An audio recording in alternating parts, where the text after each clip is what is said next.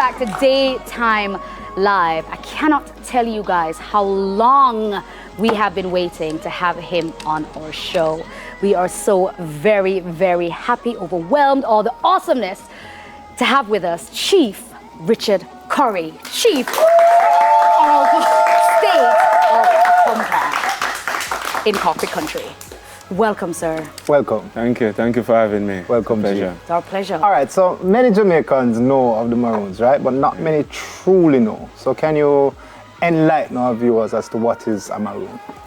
What is a Maroon? Or I mean, who is a Maroon? Who is a Maroon? Correct. So, the Maroon, the name Maroon was a name that was given to us. It was a label that was given to those freed Negroes, who they would describe them as, that they couldn't catch, right? So, who were those Negroes? They were a combination of the indigenous people who were here and many who would have fled slavery or captivity in that time, right? Some who were actually here before slavery, living in the mountains, living in the hills. Many attempts were made at enslaving these people, but they always fled. So the word Cimarron was a Spanish name that was given to describe those wild, untamed Negroes, as they were described.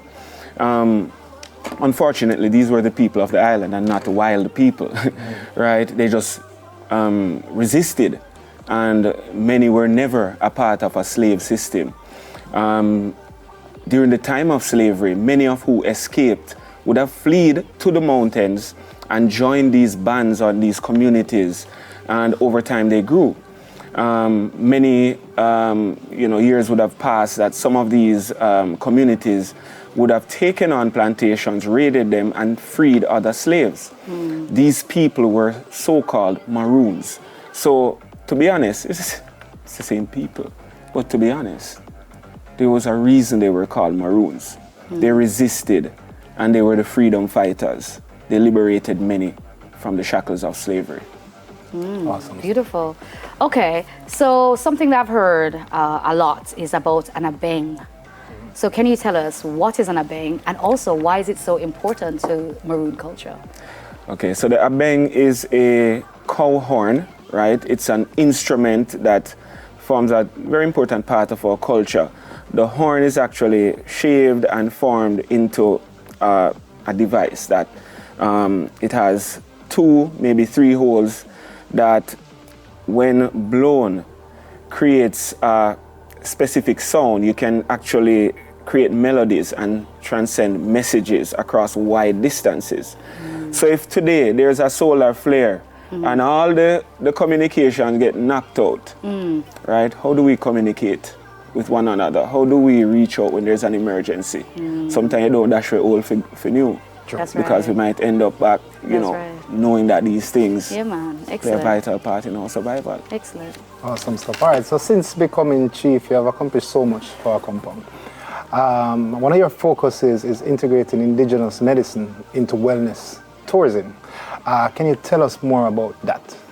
So, of course, for years now, there's been a growing interest in holistic wellness. And by holistic wellness, we're talking about travelers seeking truly authentic experiences to enhance their physical, mental, and spiritual wellness. Add to this the niche of indigenous medicine to that experience.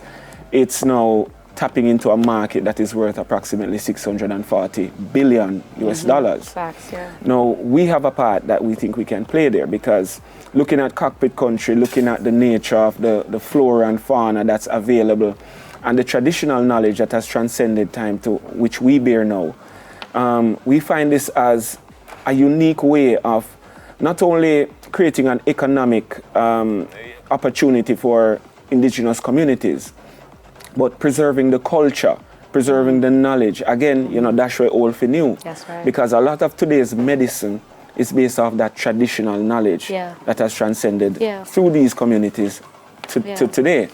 So for us, we see this as a major impetus. That's why we're engaging in establishing the Indigenous Caribbean Medicine Initiative through a compound.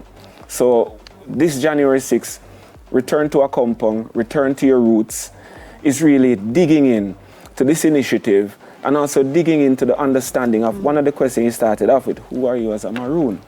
Nature's man. Excellent. So you just mentioned January 5th and 6th, and what happened then is something called Maroon Fest. Can you tell us a little bit about it and what we can expect? So Maroon Fest, every January 6th we celebrate the signing of that treaty as well as Captain Kojo's birthday. This year we're trying to do something a little bit different. We're extending the experience over 2 days.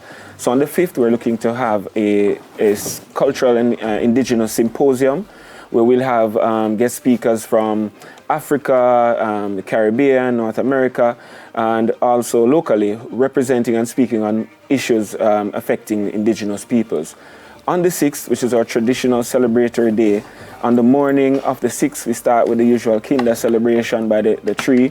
We march and do the drumming, dancing. We have our civic ceremony where we have other guest speakers, Dr. Umar Johnson, Professor Vereen Shepard, Mr. Kenrick Cairo, Papa Iganda from the AIDO network. So there are quite a bit of, interesting speakers that we have for that day. And then on the night it culminates into this festival where we're looking to raise funds to assist in renovating the Akompong Clinic, which serves about 3,500 people in and outside of the community. It's been in disrepair for some time. Excellent. Gotcha. This is something I'm definitely looking forward to. I guess Nisha, you can I'll check get up out now. some of the stuff. So over here, we have Tamika Taylor. And Tamika is the owner of Diamond Designs by Tammy. And she'll be at the fest, Maroon Fest, and she's here to showcase some of the products that will be available at Maroon Fest. Welcome, Tamika. Can you let us know a little bit of what persons can expect to find at the festival? All right, so these are some handmade crochet items that are handmade by me. We also have some craft items that are made by other members of the community. We have some of our t-shirts that are printed with the Sound They Are Being hashtag. So these are just some of the items, some craft items for the event. No, but you're flying through it like, say, is a little thing. Ladies and gentlemen, look at these bags. Look at the detail. Look at these. Look at. Can I ask you how much would one of these cost? Because I feel like one needs to come on with me today. Like approximately $70 US. So the US dollar thing, like no matter go get the math out and be like about 10,005. Okay. Yes. I love that. And we have earrings. Right. One of these could have matched my outfit today. Definitely. Yes. And tell us a little bit more about Sound They Are Being. What is that message of? Well, as Chief explained to you about the abeng, it's one of our instruments that we use to communicate. So in order to let people know that things are happening, we use the hashtag Sound They Are Being, to bring awareness to the people. Good, excellent. And where can we get some tickets? Craig? Yeah, man, I would love, I'd love to know that. I get back from Kenya on the 5th, so I'd love to know how to attend on the 6th. Awesome.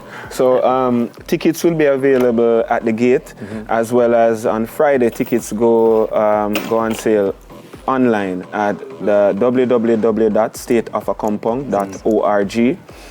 You can also follow the page at Maroon Fest on Instagram, as well as my personal Instagram page at Chief Richard Curry for constant updates as the days go on. There are more people coming on board, and I must say a big shout out to Sugar, Warrior King, Fantan Moja, Lutan Fire, Dwayne Stevens, Warrior Band, Damian Gale, Garrett Cobran. All these people are just coming in and really helping to push this initiative to raise funds to fix the Akompong Clinic. Really awesome stuff. Appreciate it. Awesome stuff. And Odessa Chambers. And of course, as well. Miss Chambers. Miss Chambers is a Maroon and she need to find herself home. Yeah. I'm gonna say it again. Yeah, She look like a Maroon. She's what that Maroon. mean? It means, like... So you look like what? Me. But yes. All right. Yeah. Thank you so much for joining us, both Tammy and Chief Curry. Yeah. Please come back anytime you wish. The doors are open. It's a safe space. Always open. Please. And they're both invited to the January 6th celebration. Yeah, man. Looking forward. We'll come too. Dave and our audience as well. You guys are invited to come on down. Yes. On that note, Daytime Live will be right back. And we have a music video from Davido. Who else is in the music video? Craig? Angelique Kidjo and Caveman. Yeah, so forward.